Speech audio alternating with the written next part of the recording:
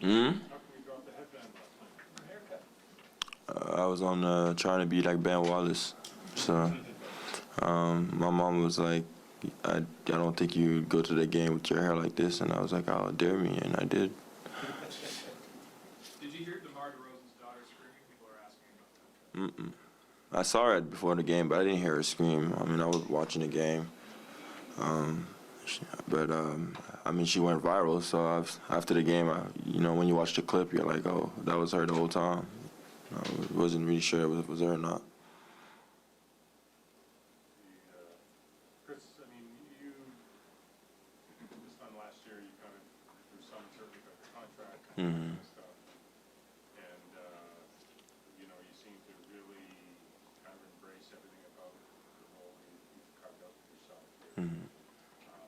So what do you do going forward? Do you try and sort of expand that role a little bit, or you kind of recognize that this is something I can excel at just doing this? I mean, like I said, I'm always trying to get better. Obviously, I have a good team around me that make me watch film and try to get better every game and see what we could do better. But I mean, at the end of the day, whatever the team asks me to do is really what I could do. And focus on the little things, obviously, and try to get better, personally and as a person, as a teammate, as a shot maker, player maker, whatever needed. I think that was the plan of this year, through the ups and downs, and the change of the team. Having Yako coming in and guys leaving and coming in. You're always trying to get better and figure out what you could do and how you could explain your role and not get too hype over one good game or whatever. From a team perspective, I mean, with so much of the roster being the same from last year to this year, do you have a good feel for why it just didn't connect the same way it connected last year? I mean, at the end of the day, I don't feel like it was like last year. I mean, we dealt with a lot of injuries. We obviously, guys are coming in. Yako came at the end of the day. That was a change, but I feel like if you look at the season, we started a little bit rough. Pascal got hurt. Then after that, Precious was hurt. So, you see a lot of change. We different guys playing. Christian played. Obviously, I think you did a really good job this year. But it's like I said, it's a lot of change, a lot of different schemes, different minutes, a lot of different things change, and you just gotta adjust to it. And I feel like when we finally start finding a groove, well, at the end, after All-Star, it was a little too late. Do you think that's what was lacking, that some continuity this year? I mean, I feel like at the end of the day, as a basketball player, you always feel better. You'll play better when you kind of know what's going on in every game, and when you come into a setup, for example, if you know that you're gonna be a starter, your shot selection and all that are always the same. And if you come to the game like that for 82 games, obviously, you could build a lot of consistency and all. But it's the NBA. Obviously, every team dealt with it. Every team has guys coming off the bench. I got to figure out ways to impact the game. And we all know that we ain't going to have all 20, 15 shots, or we're not, a lot of different things are asked for guys off the bench, be a rebounder, or, a defensive player and all that, and that's what you got to focus on. And it's ups and downs, and you just got to figure it out. And that's what makes good bench players, is guys that are able to adapt to that.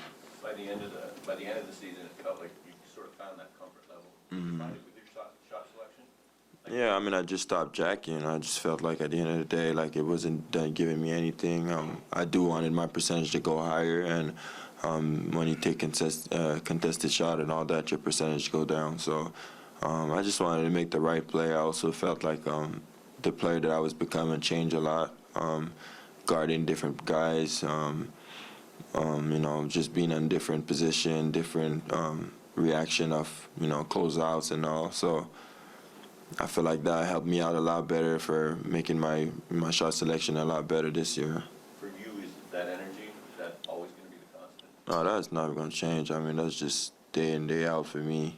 If there's one thing that is always gonna be there, it's that my energy. And the one day that I won't be able to do it, then I won't be playing no more. You've been hosting a podcast for some time and participating in media. What's been your favorite thing, or perhaps most eye-opening thing about doing something like that? Your guys' reactions. I think that was the best. I think just, I mean, obviously it's, you know, when you do a podcast, I'm kind of entering your world now. You know, I'm becoming one of you guys. When we talk about the players or the team, I'm doing media now, and it's funny to see how people take your perspective or take your reaction or opinion in different ways. And some people agree, some people don't. And we do the same thing with you guys when you guys say something. So it's funny to see on the other side, really. I think that's the favorite thing about the job. I kind of understand you guys a lot better.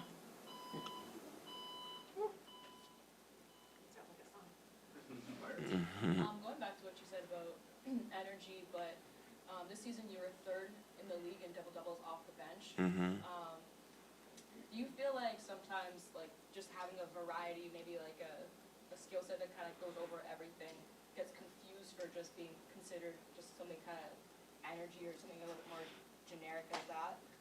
I mean, I do see myself more than that, but at the end of the day, I do understand my role too. So that's pretty much what it is. I feel like I could do a lot of different things, but if my role is to bring energy, then this is what I got to do. And through the years, I understood that not complaining and be mad at stuff that's out of your control is not gonna make me better. So focus on what I could, you know, what I'm asked for, and sometimes show a couple flashes of in and there of what I could do, and just keep it moving. There have been a few times in your career where Nick has been publicly critical of your play. Once he made a comment about Precious earlier this year. What's it like having a coach who will publicly make comments, and how are those comments received? I'm used to it now, so I won't lie to you. It's just, when you just trying to get better, I guess. You know, obviously you know it's coming.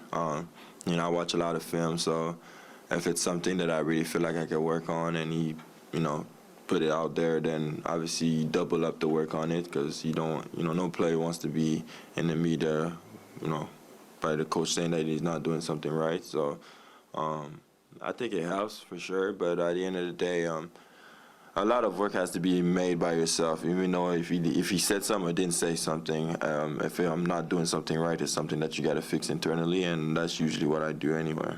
What's the difference between a coach coming and just saying it to you in here privately, and versus at a certain point making that comment to us? I don't know. I mean, I feel like it depends on what kind of player you are. If you're a guy that's in the media and all that, saying it public is probably going to affect you a lot more because you see it. But I mean, at the end of the day, like, for example, like somebody like OG, you could say in the media, he doesn't use the media, he'll never know. So it doesn't really matter. It depends on who is being talked to and who cares about the media as much as anybody. I feel like me, it doesn't matter. Like, I'm going to see it, but it's not going to change my day. You know, like, I'm going to get better at it, but I'm not going to be thinking about it all day, I'll tell you right now. When it comes to those public comments Nick made some in Philly about potential future of the team, how much was that kind of brought up to you in your circle of people, or people trying to bring it up to you? I didn't really pay no focus on it, to be honest with you. That's his thing. That's something that he had to deal with. I feel like when they were last year talking about trading deadlines and all that, I was the talk about it, and so we all deal with it every year. So yeah, I had a lot of stuff to focus on already that I was not gonna add anything else on it. Chris, when you're looking at this year, there was a kind of like that 6-week period around December up to the trade deadline. So, you know, Messiah after the trade deadline said, you know, selfishness had been an issue. Yeah. How much was that addressed to you as a team, and why do you think, you know, that selfishness, so to speak, whatever that means, was a factor in how you guys played this year? I mean, I think it's more guys trying to figure it out. I think that's, you know, when you lose, obviously everything seems to be so bad. You know, obviously you take 10 shots, now it's like he doesn't want to pass the ball or whatever. I never really paid attention to that because, I mean, I feel like I came in to work hard every time, try to do the right play and do what I have to do. So clearly it's, you know, obviously when we were down and losing games, they were saying everything. So selfishness was one of them.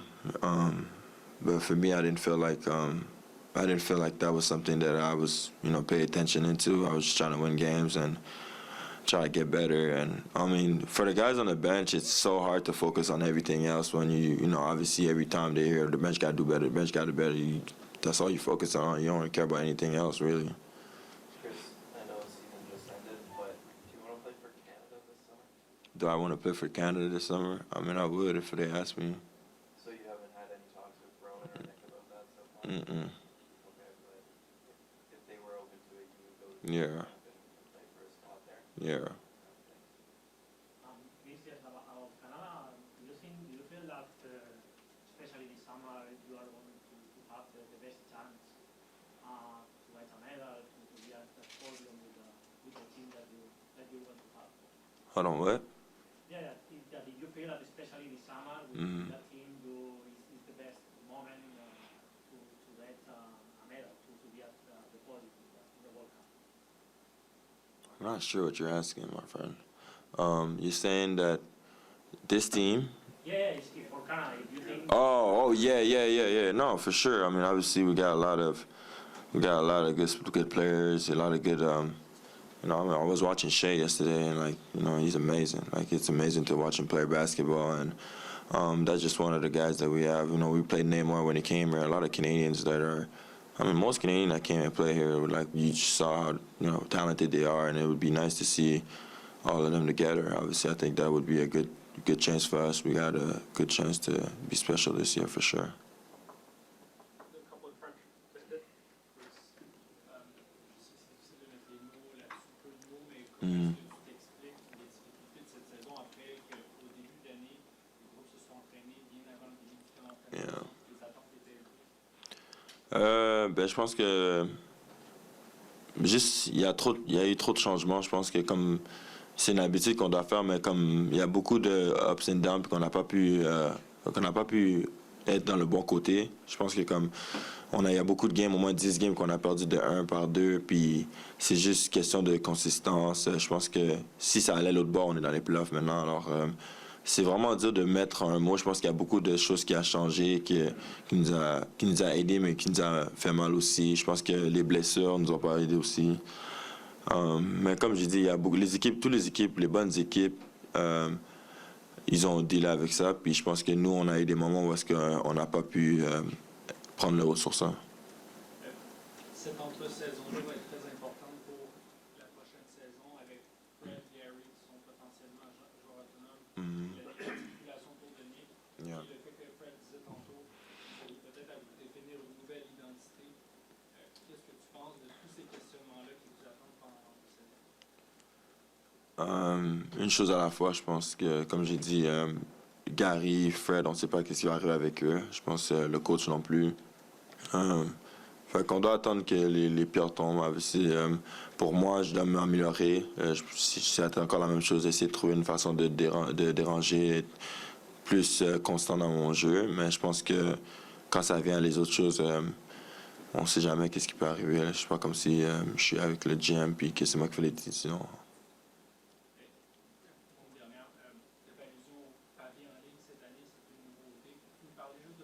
Comment ça a influencé ton interaction avec les amateurs cette année et aussi Pascal, on fait allusion avec Jeremy Green aussi. Ah non, c'est sûr que maintenant, quand tu entends j'ai besoin que tu marques 10 points, c'est plus vraiment l'amour que tu reçois est varié maintenant. Et je pense que quand ça parle de Paris et tout, c'est sûr que ça change la game. Il y a les gens qui regardent la game juste pour ça, puis l'appréciation du jeu est plus la même. Mais je pense que, comme j'ai dit, il y a beaucoup de choses qui changent en ce moment dans le monde. Puis c'est juste une façon, comme j'ai dit, il y a une façon de dealer avec les choses. Moi, je pense que ça m'a fait réaliser que je peux pas parler à tout le monde. C'est pas tout le monde qui a les bonnes intentions. Je pense que ça, je savais déjà, mais avec les paris et tout, maintenant, ça change beaucoup. Thank you. Thanks, Chris. Yeah.